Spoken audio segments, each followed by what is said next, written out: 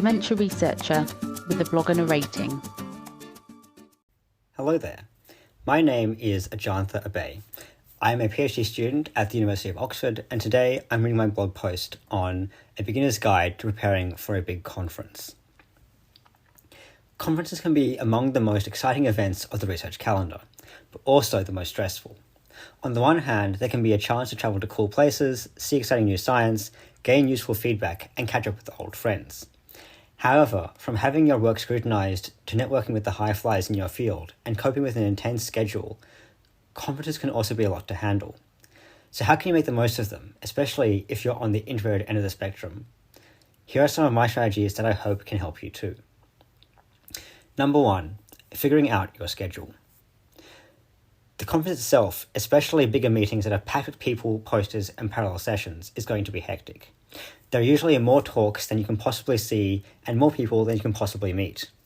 It pays to look through the conference program in detail ahead of the conference and figure out the following. What do you want to get out of the conference? Are you trying to get feedback on your work, stay up to date with the field, learn some new techniques, find a job, advertise your research and get some collaborations? Do some soul searching or whatever else you need to do to work out why you're going to the meeting and what you want to get out of it. Then use this to guide your schedule and prioritize. What poster sessions do you want to try and see? Unless it's a small meeting, you probably won't have time to walk past all the posters, and even if you do, it's unlikely you'll find the presenter with it at the same time you're there. Go through the abstract booklet ahead of time and make a list. If there's a conference app that allows you to message attendees, research the ones you're most interested in and arrange a time to meet. If you're really keen, emailing, tweeting, or sending a LinkedIn message in advance can help too. What talks do you want to try and see? This seems less important for smaller meetings where there is only a single stream of talks, but it can be useful to know in advance when the talks are that you really want to go to and pay attention to are, and when you can easily take a mental break. For conferences with parallel sessions, this is essential. You will not have time on the day to figure out what you want to do, where you want to go to, and judging by the session title or talk title alone is often a bad strategy. Sometimes a talk sounds interesting, but actually it wasn't that relevant to you, and other times you may overlook a talk that actually had some really important insights or discusses a useful technique that wasn't in the title, or is from a lab that you're interested in.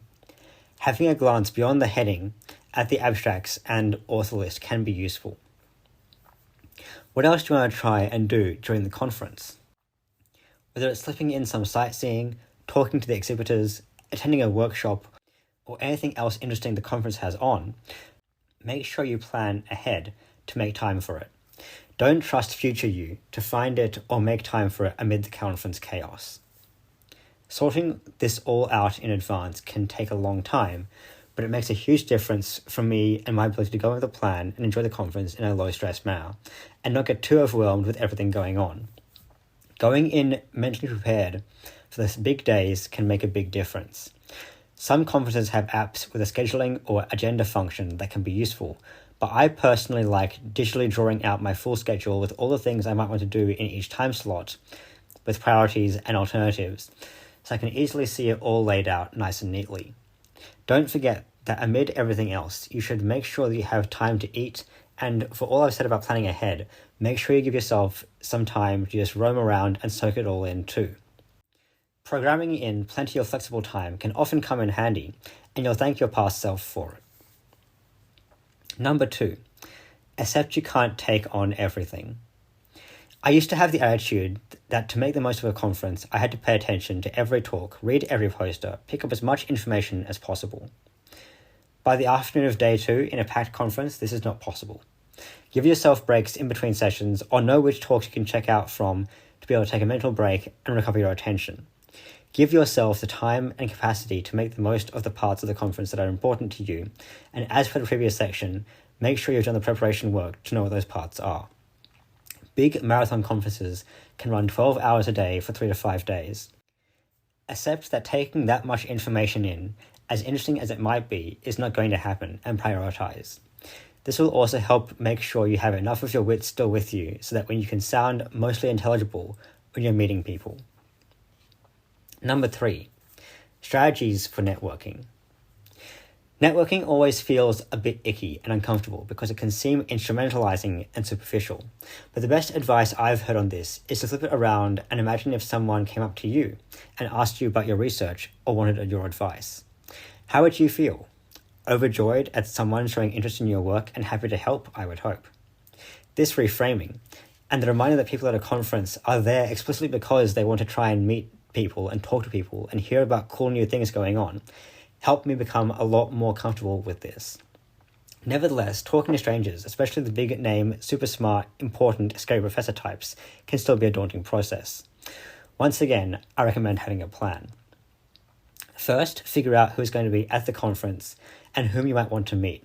Don't do what I did and find yourself talking to someone without knowing who they are, and only realizing too late that they're actually an important collaborator and only have inane questions to ask them. Especially when it comes to international people whom you may not get access to very often, if ever again, make sure you're course ready. Find the attendees list or look through the abstract booklet for people whom you know, people from labs or institutions you're interested in, or people associated with the topics you're interested in. Have a scroll through the invited speakers and their bios, work out who they are, why they're important, and if you think you might want to talk to them. Go have a glance at some of their papers too, and put a face to their name so that you can recognize them at the conference and tap them on the shoulder if needed. Until I got more practiced at doing this on the fly, I would literally write down several questions to ask people, both generic things I could ask anyone I was interested in, and specific questions for particular people based on their research area or their talk, just to make sure I remembered everything and came across as sensible. To be honest, I still do this sometimes. Research conducted by myself and others, 2023, has shown that the longer a conference goes on, the less likely your brain is to work properly. Given this, go in with notes, go in with a plan, and don't be afraid to take notes when chatting as well. Ideally, use a pen and paper for this, as it feels less rude and more inconspicuous than typing into a phone or laptop while talking to someone, and you can do it without breaking the flow of conversation. This way, you'll be more confident and won't be wasting their time or yours. This blog post is already long enough without going into detail about presenting your own work, but it is worth mentioning to have prepared ways of describing your own research. The 1-sentence version, the 20-second version, and the 1-minute version. Ideally, make it modular. Have bits and pieces you can add on as necessary that you can tailor to the person you're talking to, and bring up the parts they'll find the most interesting or relevant sooner. This needs to be logical, clear, and thought through, so worth doing in advance. Final note. If you do have the opportunity to talk to someone, take it there and then. Don't assume you'll be able to catch them later. The best time is usually right after they've given a talk, when people are often happy to hang around and answer questions.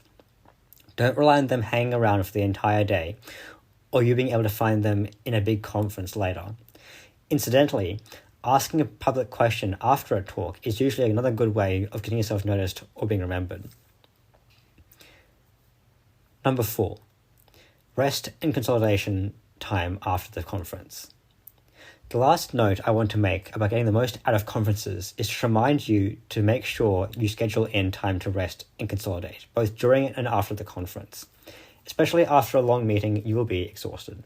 So avoid planning a major day of experiments the next morning, for example. What can be useful to do while it's all fresh is to make sure you schedule time after the conference to consolidate your notes and put together a brief summary of your main learnings and takeaways. Conferences are a flood of information, and between talks, posters, conversations, workshops, networking, and whatever else happens, it will all be a garbled mess in your brain. Take the time to sort through it, make a summary of things you want to remember or look into more. Digitize your scrawled, incoherent jottings before you forget what they mean, and reflect on what you've learned. Sending a brief follow-up message to people you talked to is also good practice. Consolidation is an important part of the remembering process, and future you will thank you for it. Conclusion. By now, you can probably see the theme of my approach. Planning makes perfect. Conferences are complete chaos, and given you're probably either paying a lot of money to be there, or someone is paying a lot of money for you to be there, you really want to make the most of it. I find going in with a plan and being mentally prepared is the best way to avoid being completely overwhelmed by everything, and I've come to really enjoy most conferences now that I know what to expect. Don't forget that almost everyone else there is probably also a keen but nervous being, and that you're all really excited and all really interested in the same thing, which is kind of cool when you think about it. Thank you for listening. Join the Dementia Research bloggers and share your own views.